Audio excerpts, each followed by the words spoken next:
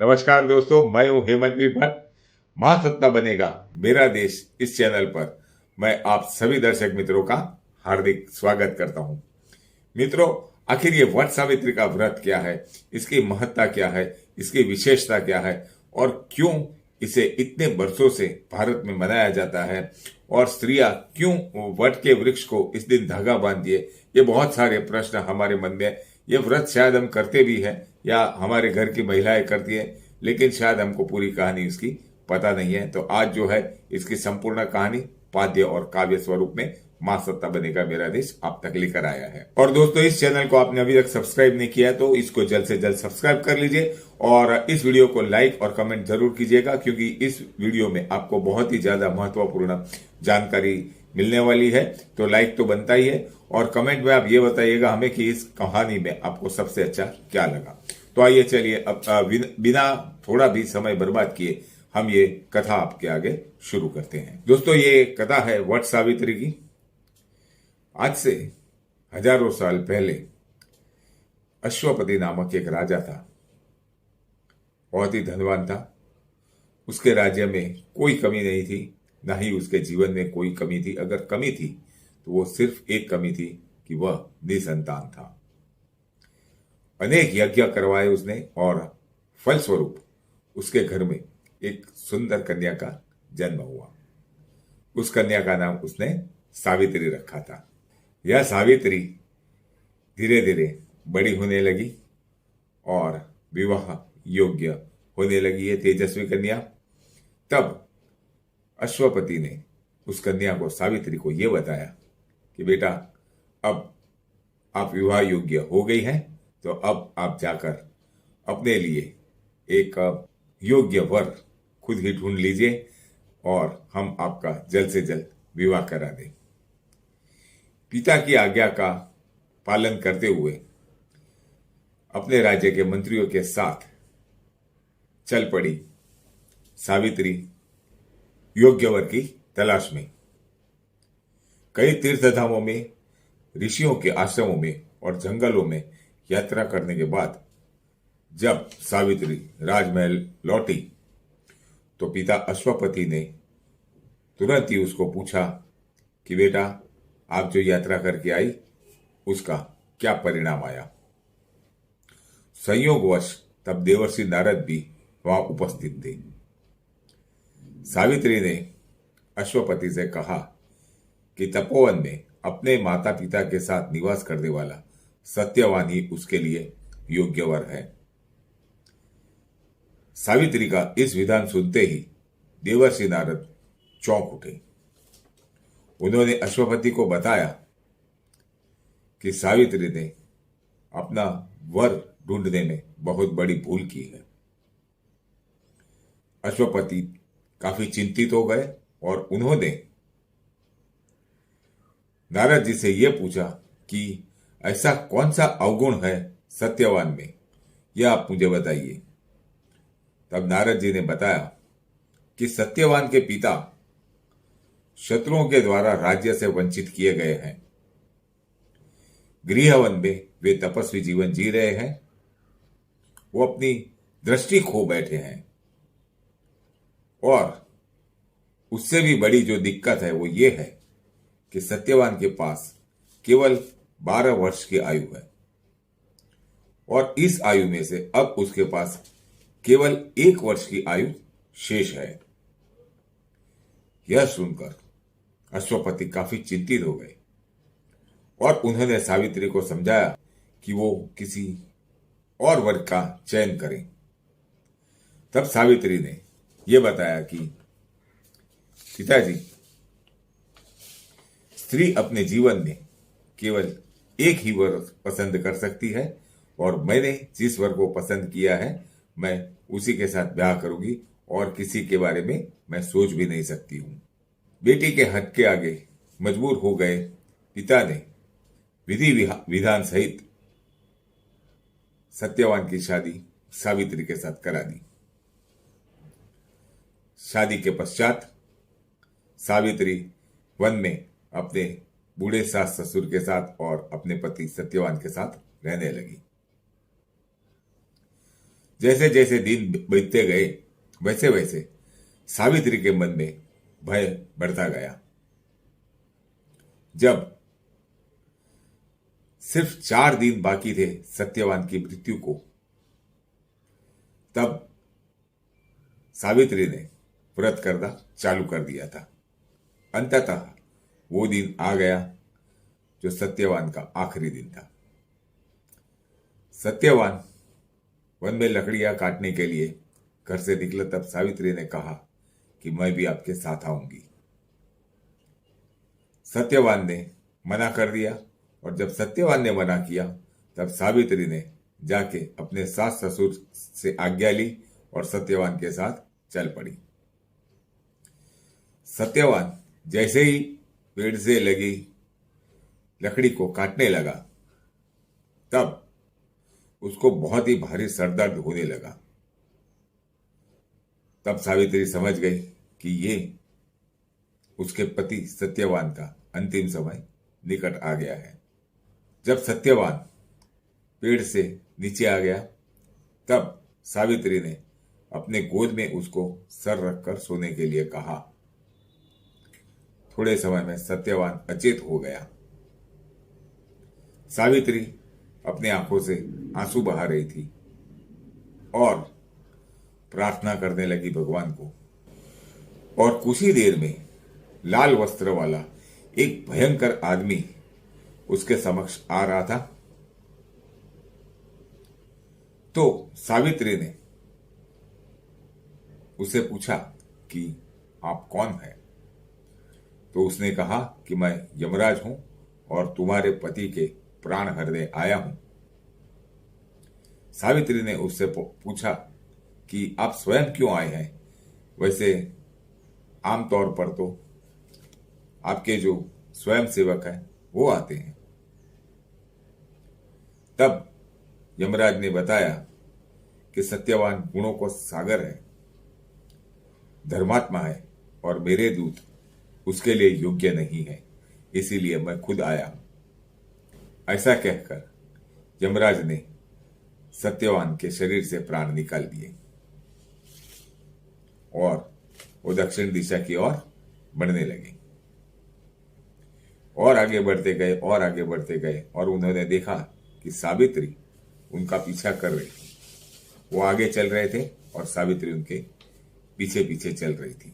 तब यमराजा को उस पर दया आई और उसने कहा कि मैं आपको एक वरदान देता हूं, आप अपने पति के प्राण के सिवा कुछ भी मांग सकती हैं। तो उसने सबसे पहले ये मांगा कि मेरे सास और ससुर दोनों नेत्रहीन हैं, दोनों को नेत्र मिल जाए। यमराज ने तथास्तु कहा। उसके बाद वो उनके पीछे पीछे जाने लगे, आगे आगे यमराज और पीछे पीछे सावित्री। यमराज ने देखा कि ये स्त्री अभी भी उसका पीछा नहीं छोड़ रही है, तो उसने और एक वरदान मांगने के लिए कहा। सावित्री ने अब के बार वरदान ये मांगा कि मेरे पिता को 100 पुत्र हो, ऐसा वरदान दीजिए। यह वरदान भी यमराज ने तथास्तु कहकर दे दिए। उसके बाद वो और आगे आगे चलते गए और उन्होंने देखा कि सावित्री काफी दूर जाने के बाद भी उसका पीछा नहीं छोड़ रही थी। उसके पांव में छाले पड़ गए थे, उसके पांव से खून बह रहा था, काफी थकी हुई थी, लेकिन फिर भी वो यमराज के पीछे पीछे जा रही थी। तो यमराज ने उसे कहा कि तुम और एक वरदान मांग लो। यमराज ने सोचा कि यह वरदान मांगने के बाद अब वो मेरा पीछा छोड़ देगी। तो उसने ये कहा कि मेरे सास ससुर ने जो राज्य खोया है वो उनको वापस मिल जाए। तो यमराजा ने कहा तथास्तु। इस तरह से उसके सास ससुर को राज्य भी वापस मिल गया और यमराजा सत्यवान के प्राण लेकर आगे आगे चल रहे थे और उनका पीछा कर रही थी सावित्री। अब काफी दूर निकल चुके थे यमराज। अंततः उन्होंने ये कहा कि आप अभी मैं एक आखिरी वरदान आपको दूंगा आप अपने पति के प्राण के सिवा और कुछ भी मांग सकती है। तब सावित्री ने उनसे आखिरी वरदान में काफी सोच समझकर यह मांगा कि मुझे ऐसा वरदान दीजिए कि मैं सत्यवान के 100 पुत्रों की माता बनूं। तथास्तु कहा यमराज ने। उसके बाद सावित्री यमराज के पीछे पीछे चल रही थी। फिर यमराज ने कहा कि मैंने आपको सभी वरदान दे दिए, अब आप मेरे पीछे क्यों चल रही हैं? तो जवाब में सावित्री ने बताया कि मैं 100 पुत्रों की माता तो तब बन सकती हूं जब आप सत्यवान को मेरे साथ भेजो। यह बातें सुनकर यमराज का दिल पिघल गया और वो हार गए सावित्री के आगे। सावित्री का पति के प्रति जो प्यार था, जो निष्ठा थी, जो पवित्रता थी, यह देखकर यमराज ने सत्यवान के प्राण वापस कर दिए और सत्यवान और सावित्री दोनों अपने घर लौटे।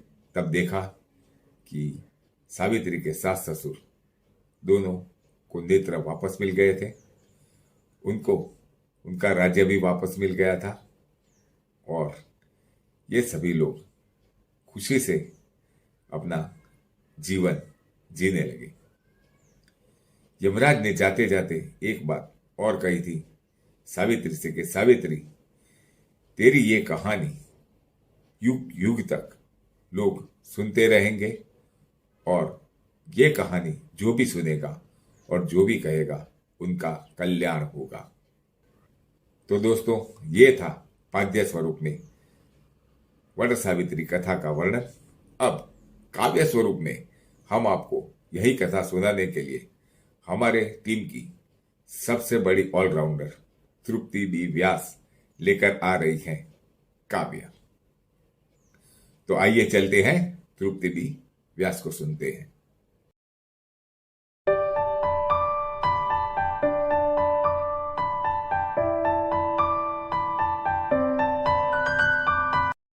स्वरचित वट सावित्री व्रतकथा।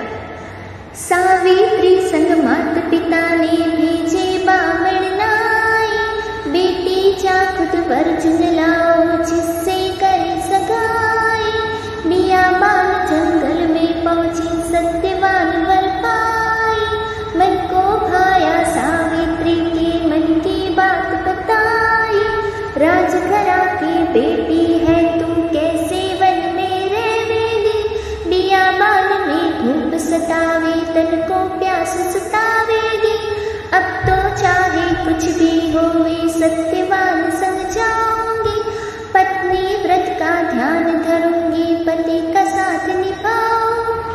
आगे आगे सत्यवान संग पीछे सावित्री चाले, लकड़ी काटे जंगल में जब सावित्री कर रखवाली।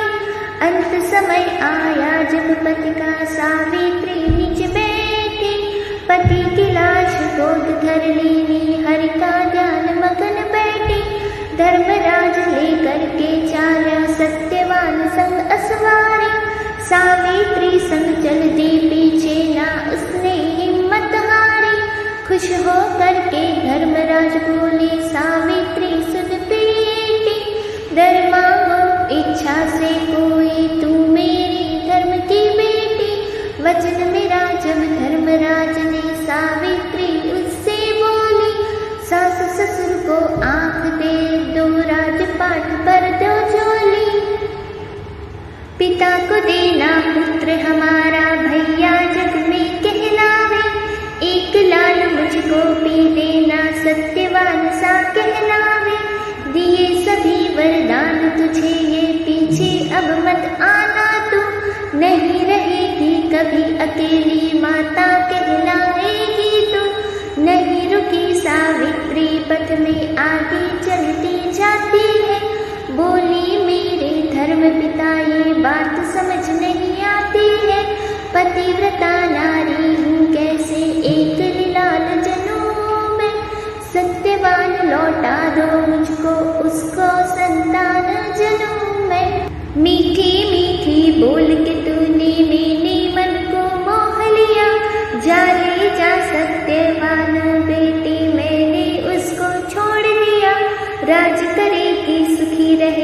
पतिव्रता तू नारी है, कोई संकट छू नहीं पाए तू संकट पर भारी है। सत्यवान सावित्री की इस कथा को जो भी गाएगा, जन्म सफल हो जाएगा और स्वर्ग लोक को जाएगा। बोलो वट सावित्री माता की जय।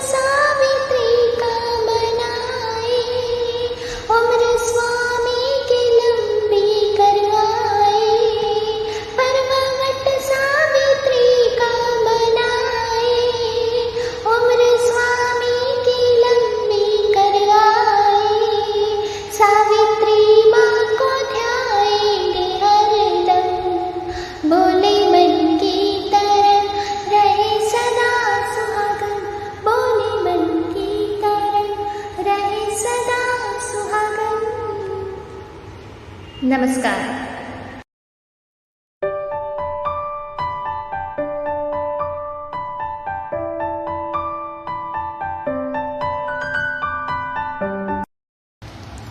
प्रभु मुझको यही बस आज कहना, प्रभु मुझको यही बस आज कहना, मेरे माथे के सिंदूर की लाज रखना, मेरे माथे के सिंदूर की लाज रखना, प्रभु मुझको यही बस आज कहना, प्रभु मुझको यही बस आज कहना। आपकी कृपा से ही मैंने जीवन साथी पाया, मेरी गृहस्थी में तुमने ना मीठे शीतल छाया, आपकी कृपा से ही मैंने जीवन साथी पाया, मेरी गृहस्थी में तुमने ना मीठे शीतल छाया, सदा मुस्काए रहते मेरे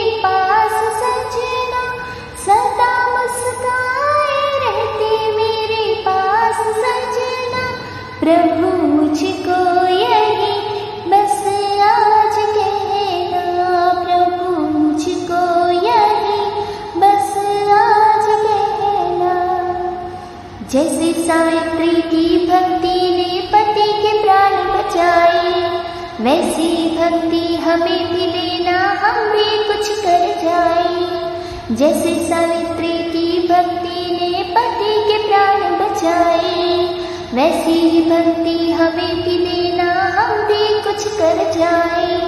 स्वामी के सर पे दीर्घायु का ताज रखना, स्वामी के सर पे दीर्घायु का ताज रखना। प्रभु मुझको यही बस आज कहना, प्रभु मुझको यही बस आज कहना। मेरे माथे के सिंदूर की लाज रखना, मेरे माथे के सिंदूर की लाज रखना। प्रभु मुझको यही बस आज कहना, प्रभु मुझको यही बस आज कहना, प्रभु मुझको यही बस आज कहना। नमस्कार। बहुत बहुत धन्यवाद तृप्ति जी। तो दोस्तों, अब मैं आशा रखता हूं कि यह वीडियो आपको बहुत पसंद आया होगा और हमने हमारा कर्तव्य पूरा किया है यह वीडियो आप तक पहुंचाकर। और अब आपका कर्तव्य है कि इस वीडियो को अधिक से अधिक शेयर करें ताकि अधिक से अधिक लोग ये महत्वपूर्ण जानकारी प्राप्त कर सके। और इसी के साथ मैं आपसे विदा लेता हूं। बहुत बहुत धन्यवाद।